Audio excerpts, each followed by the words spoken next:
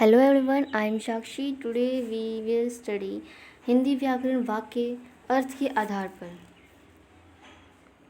परिभाषा: सार्थक शब्दों का व्यवस्थित समूह जिनके माध्यम से मन के भाव विचारों प्रकट किए जाते हैं उन्हें वाक्य कहते हैं। उदाहरण: पक्षी गीत गाते हैं।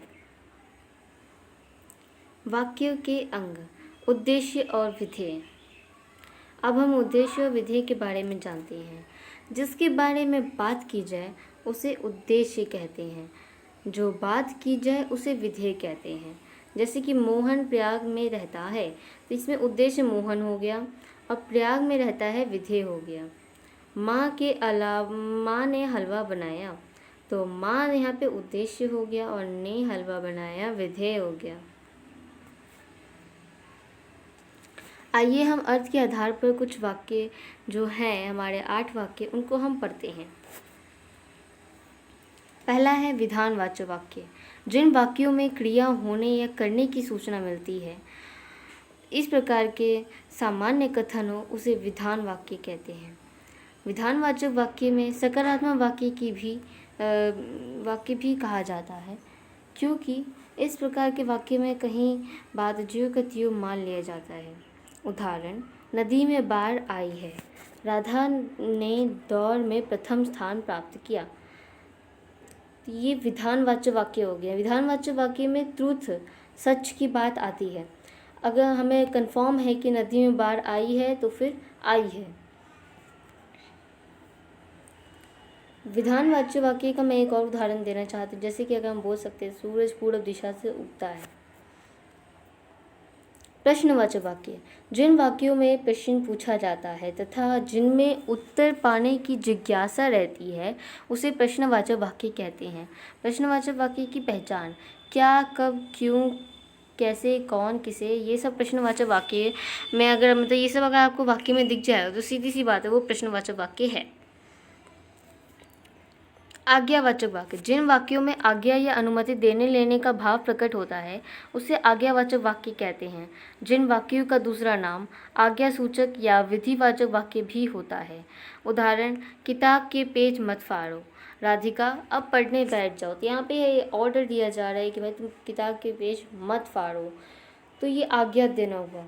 ठीक है, किसी को हम आज्ञा दे रहे हैं या फिर ले रहे हैं तो आज्ञावाचक वाक्य में आ जाएगा। संदेहवाचक वाक्य: जिन वाक्यों की क्रिया पूर्ण होने में संदेह होता है उसे संदेहवाचक वाक्य कहते हैं। संदेहवाचक वाक्य की पहचान है: अंत में होगी, होगा, होगे देखकर हम पता कर सकते कि संदेहवाचक वाक्य है।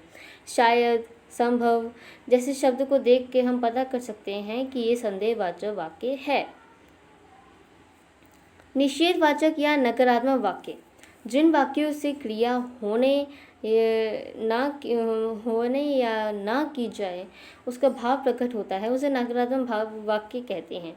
उदाहरण: इन वाक्यों की पहचान जो है मत नहीं देख कर की जा सकती है। जैसे कि पक्षी घोंसले से नहीं उड़े हैं, केशव ने पाठ नहीं याद किया है, मुझसे पढ़ा नहीं जा रहा है। तो ये नकारात्मक वाक्य जिसमें आ जाएंगे वो हमारा निषेध या नकारात्मक वाक्य होगा।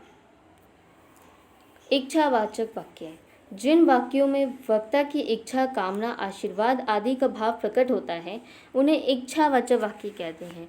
उदाहरण: मित्र जन्मदिन की ढेर सारी बधाइयाँ, ईश्वर करे आप खूब उत्तीर्ण करें।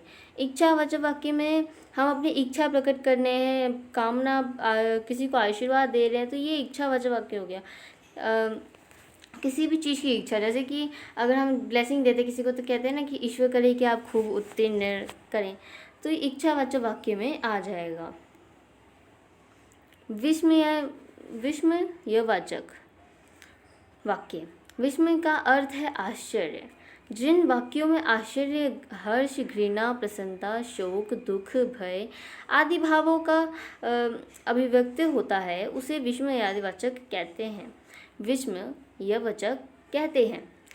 ये वाक्य की पहचान है कि वाक्य के अंत में आहा, मतलब अंत में कंफर्म नहीं है, वाक्य में अहो, आहा, है, छी, अरे आदि देखकर हम पता कर सकते हैं कि ये विस्मयवाचक है। ऐसे शब्द के अंत में लगा विस्म या वाचक चिन्ह को देखकर की जा सकती है। और इसमें जो एक्सक्लेमेशन साइन होता है वो भी गिवन होता है, तो हम इसको भी देख के पहचान सकते हैं कि हाँ ये विस्म या वाचक वाक्य है। संकेतवाचक वाक्य, जिन वाक्यों में किसी एक क्रिया के होने की दूसरी क्रिया पर निर्भर होती है उसे संकेतवाचक वाक्य कहते हैं। इस प्रकार के वाक्यों को काम पूरा करने के लिए शर्त सी लगी होती है। संकेतवाचक वाक्य की पहचान, यदि अगर जैसे शब्द की को देखकर हम इसको पहचान सकते हैं। यदि वर्षा रुकती तो मैं घर जाता, अगर जल्दी आते तो टिकट मिल जाता। यहाँ पे यदि लगा हुआ है, अगर लगा हुआ है, तो ये जो शब्द है ये हमको कन्फर्म बताते हैं कि हाँ ये संकेतवाचक है। इसमें हम इशारा कर रहे हैं कि हाँ ये काम होगा तभी वो काम होगा, शर्त लगी हुई है। अगर हम बोल सकते हैं, जैसे कि इसका एग्जांपल ले सकते हैं कि यदि मामा जी घर आएंगे तो हम घूमने जाएंगे, तो फिर शर्त सी लगी हुई है।